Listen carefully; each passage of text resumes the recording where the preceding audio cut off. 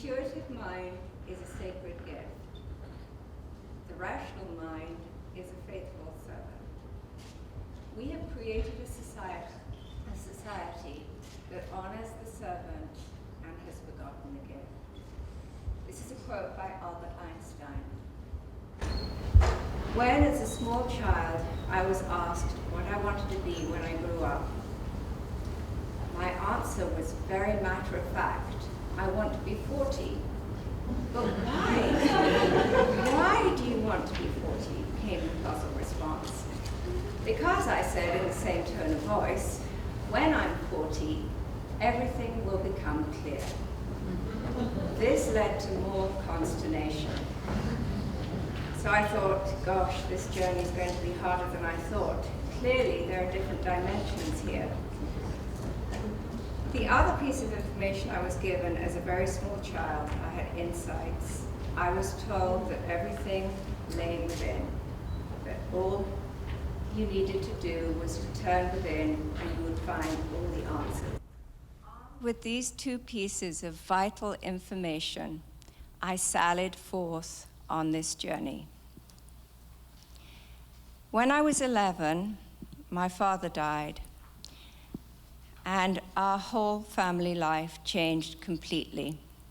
In that same year, two big doors opened for me, although Daddy's death had taken the rug out from underneath our feet. The first one was art. I began to paint. Not actually paint, in all fairness. I drew. I used pen and ink, and I used pencil. And I had no training whatsoever, and I started to draw people, and I drew what I saw. And what I'd always seen since I was a child was the energy within people.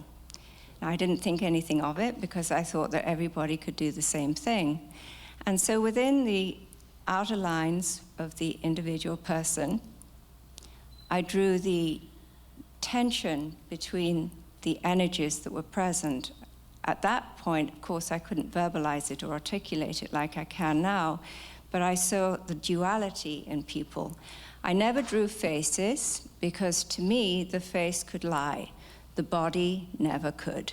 There was a distinct difference between what the face was saying and what the body was saying. So for 11 years, I've been reading bodies. The other door that opened for me was yoga. And a book had come into my orbit, I still don't know how. And as soon as I started to practice, I knew that I'd found what I needed to manage the energies within me that I'd seen in other people. The other thing I had realized over these 11 years was that we lived within a sea of energy. And there was a distinct tension between the manifest and the hidden. And between those 2 points was the creative energy. And I'm sad to say that the only art I continued with was at school because it was the only lesson that I could tolerate at school. And so I finished school and life went on. 30 years from when I was 11 passed. I was 40 and I was now living in the United States.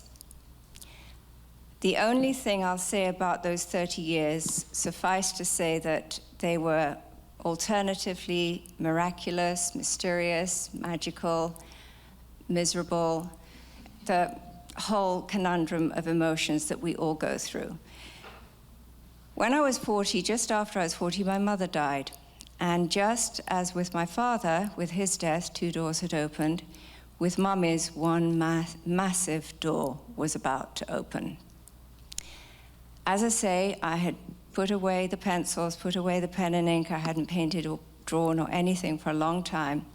And one evening, I think about it a lot. And at first, the word I used was called. Now I use compelled, propelled, lifted.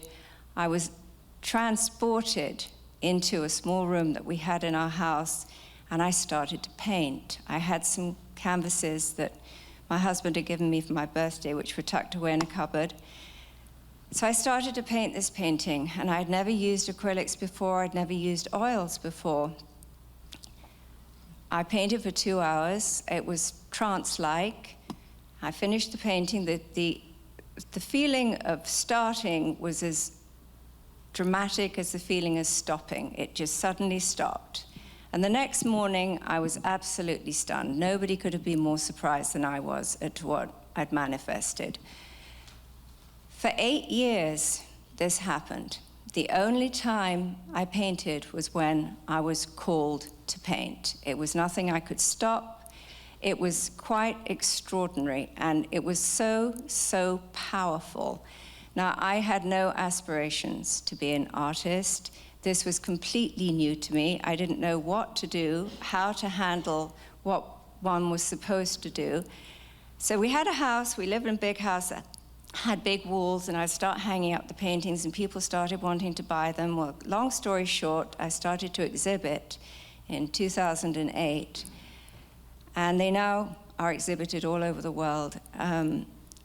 But after that, in about 2011, I had this extraordinary experience with one of the paintings. Up until that point, they had been so powerful that nothing I could have done would have stopped the stream.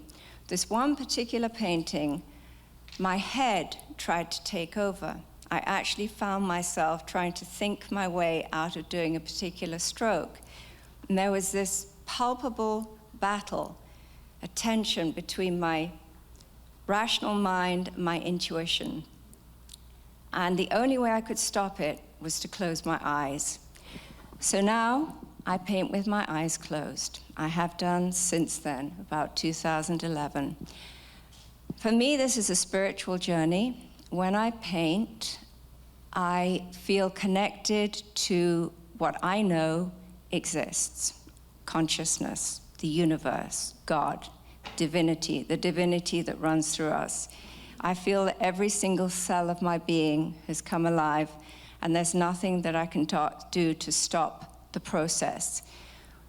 It is stopped when it's time to stop, and that I find the most extraordinary thing of all, because I can't stop it until it's time to stop. In 2016, I think it was, I can't remember, I did a 72-piece installation, and it was of the energy that I see in people. There were 17 layers in each piece, and it went to be exhibited in Miami. The year later, the next year, there was the shooting in Orlando, and it was donated to the city of Orlando to represent the souls that were lost.